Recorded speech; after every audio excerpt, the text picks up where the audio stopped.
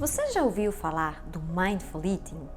Quais são seus benefícios e como pode ser aplicado na nutrição esportiva? Essas são algumas das perguntas que queremos responder hoje em Performance Nutrition Entrevista com Deilis Gonzalez, o lugar certo para aprender sobre a ciência e a prática da nutrição esportiva com os maiores especialistas da área. Acesse nosso programa no YouTube. Lá tem muito conteúdo para vocês ficarem bem informados. Gostou do programa? Já deixa um like e se inscreve no nosso canal. Não esqueça de ativar o sininho. Escreva aqui nos comentários suas dúvidas de alimentação e suplementação. Sua pergunta pode ser selecionada para um próximo programa. Nosso convidado de hoje é o João Motarelli. Ele é nutricionista, fundador do Instituto Consciência Alimentar, professor assistente da formação de professores em Mindful Eating, do Programa de Treinamento da Consciência Alimentar baseado em Mindfulness, professor do Programa de Mindfulness e Autocompaixão, possui pós-graduação em Mindfulness pela Unifesp, é membro do Núcleo de Estudos, Pesquisa e Extensão em Obesidade e Comportamento Alimentar da Associação Mente Compassiva, é professor de pós-graduação desde 2017 e de Mindful Eating desde 2016. Tem 2 cachorras e ama a natureza.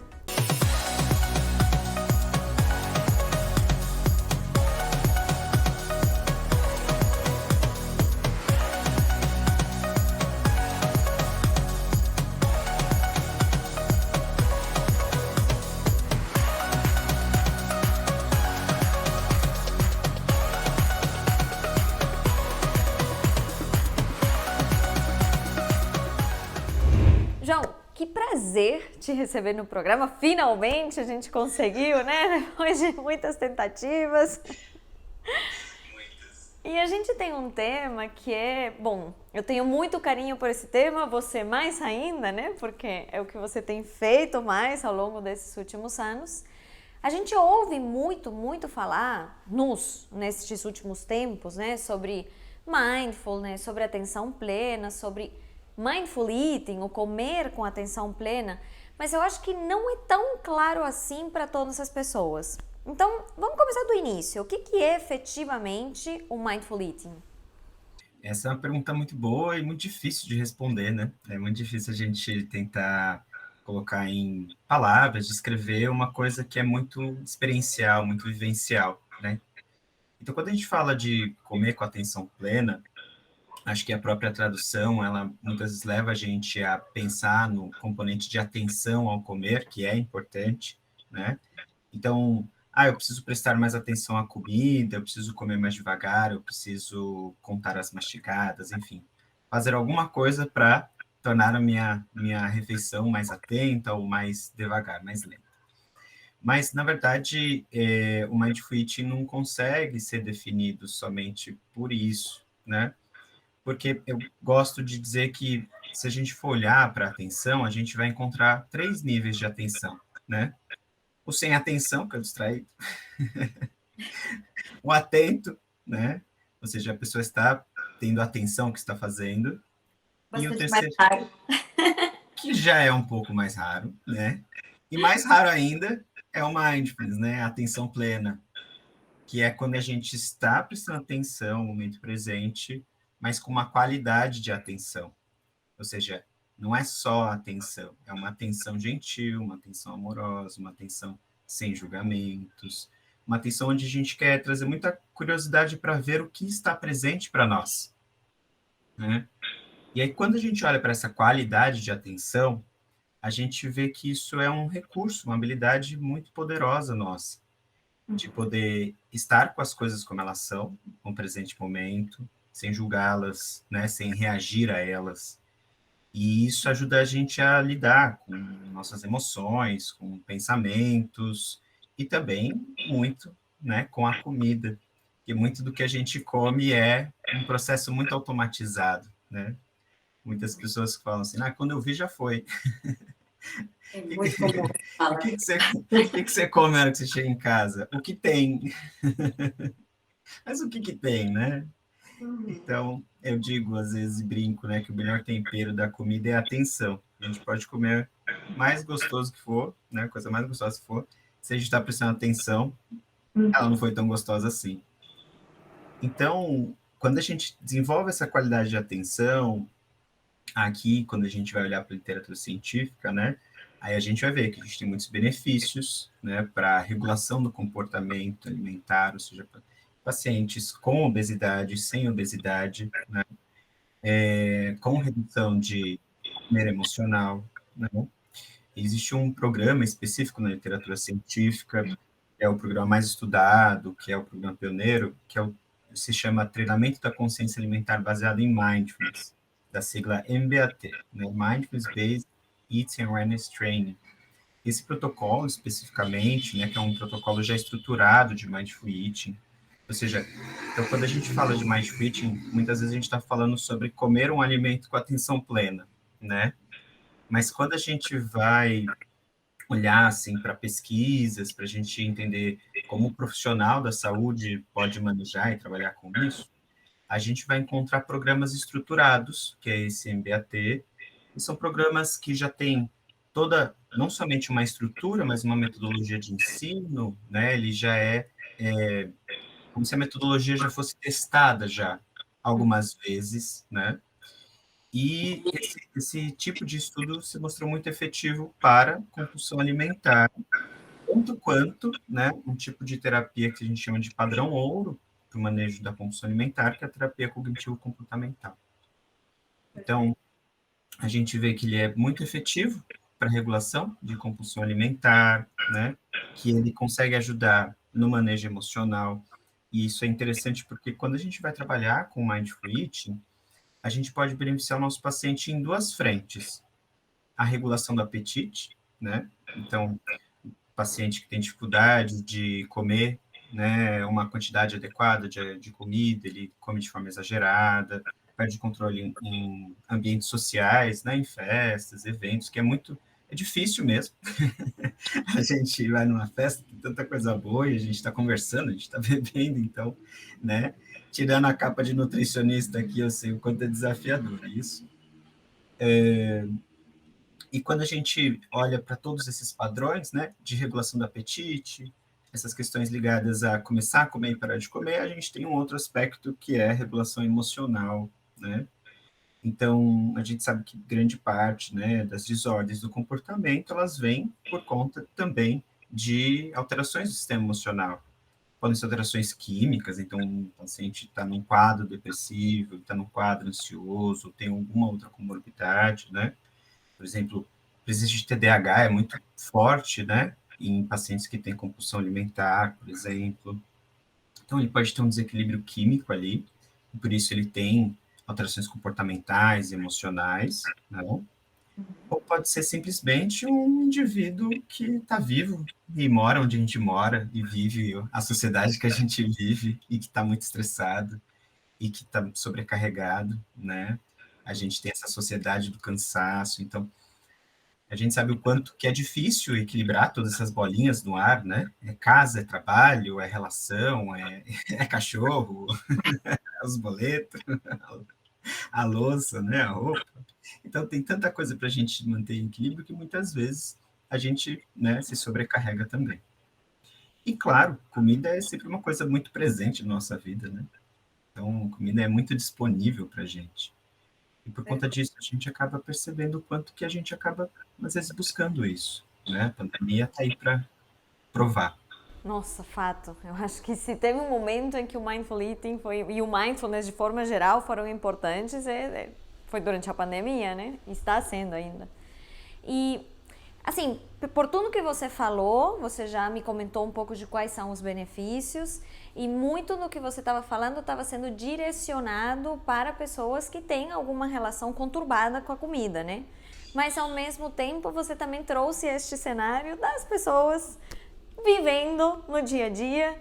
Então, eu estou extraindo no que você está falando que o Mindful Eating seria indicado para todas as pessoas, né? Todas podemos encontrar benefícios. Com certeza, né? A prática, muitas vezes a gente está olhando para a nutrição, né? Já muito no subconsciente pensando em formas de controle da comida, para a gente tentar comer sempre menos, né?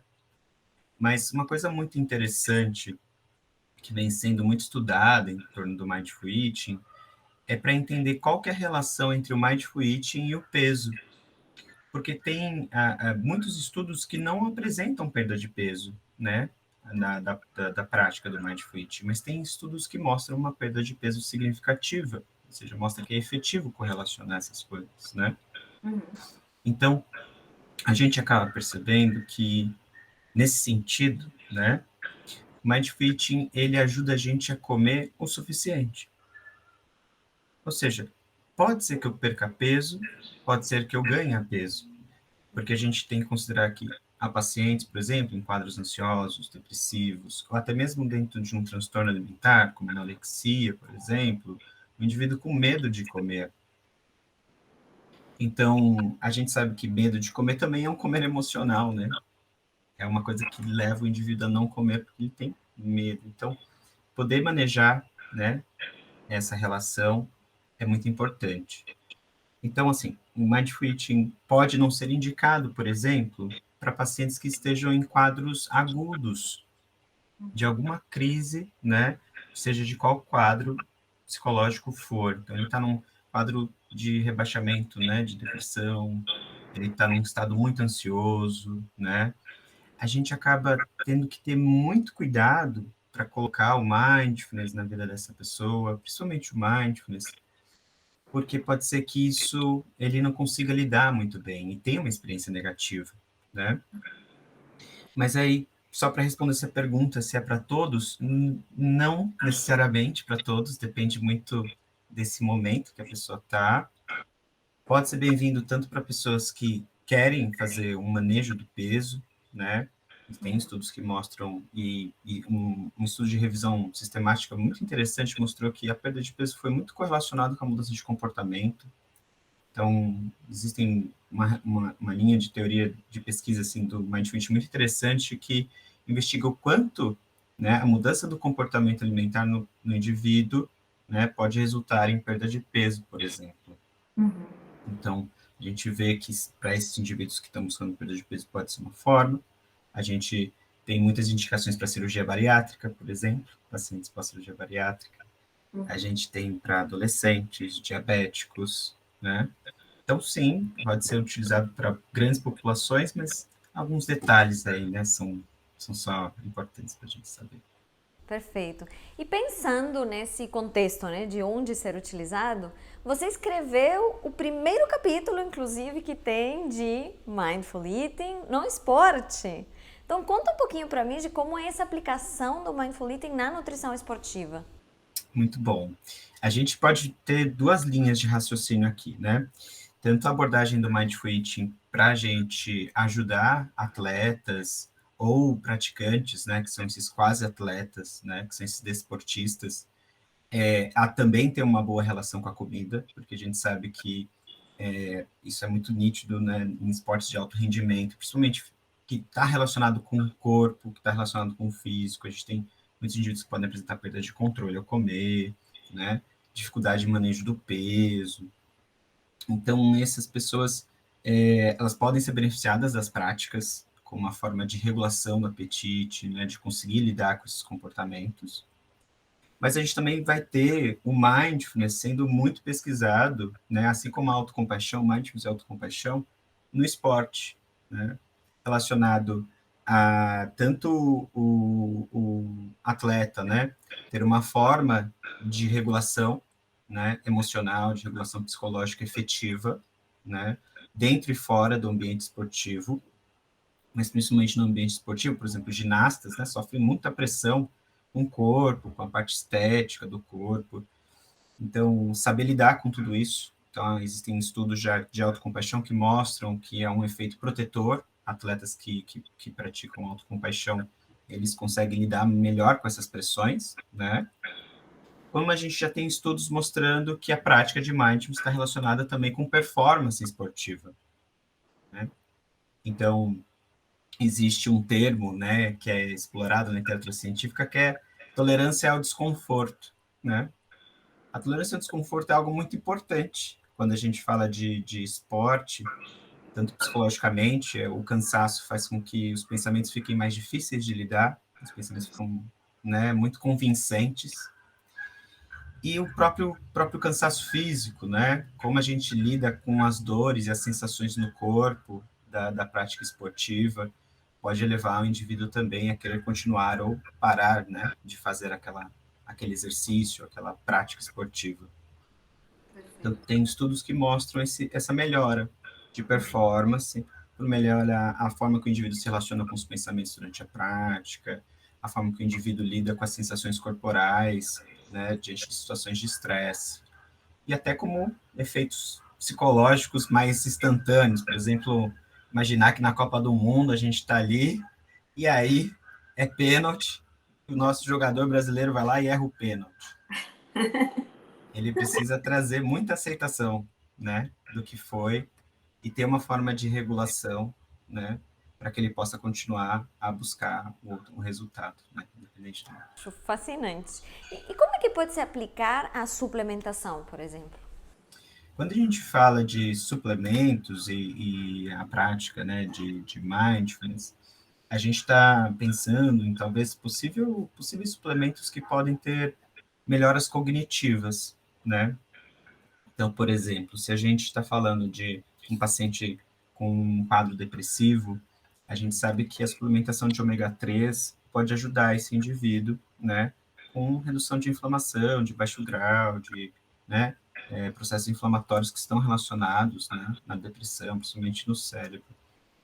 Então, a suplementação de ômega 3 pode ser muito bem-vinda, a suplementação de creatina vem se mostrando interessante, com questões cognitivas, são estudos ainda mais iniciais, mas são estudos bem promissores, né, onde a gente pode ter um indivíduo que tenha melhora cognitiva por conta do uso da suplementação, né, e a suplementação de micronutrientes de modo geral. Então, a gente tem dois extremos. A gente pode ter um paciente, por exemplo, um quadro depressivo, um quadro ansioso, que está com uma alimentação muito ruim, porque ele consome muitos alimentos, né, densos em energia, mas que são deficientes em caloria, em nutrientes. Esse é um indivíduo que pode estar num quadro de subnutrição, né? E tanto aquele indivíduo que tem dificuldade com apetite, porque não sente vontade de comer, ou quando come, só come coisas muito palatáveis, ou seja, gente que só come, enfim, coisas que ele gosta e que ele gosta, às vezes, né, não é o que dá para deixar ele nutrido, né? Então, é um indivíduo que pode estar também num quadro de subnutrição e, portanto, esse indivíduo pode estar também apresentando alterações de humor, irritabilidade, uma pessoa muito reativa, muito impulsiva. Então, esses traços psicológicos, eles podem ser muito bem observados na prática, quando a gente começa a ter uma sutileza maior sobre o quadro, o que é o quadro, a gente acompanhar pessoas que apresentam esse tipo de quadro, a gente entender a farmacologia. Então, essa vivência mesmo, né, com esses quadros mentais, ajuda a gente a pegar isso na nossa prática clínica e começar a fazer essa investigação mais detalhada para que a gente possa manter o indivíduo, em primeiro lugar, nutrido, né? Então, às vezes, suplementação proteica necessária, muito bem-vinda, em estados de baixa nutrição, né?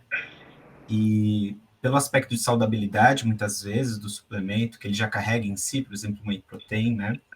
É um suplemento que acaba sendo aceito, bem aceito, tanto por atletas quanto por idosos, né? Acho que meus pacientes idosos, muitos tomam whey protein, né? E suplementam creatina, por exemplo, né?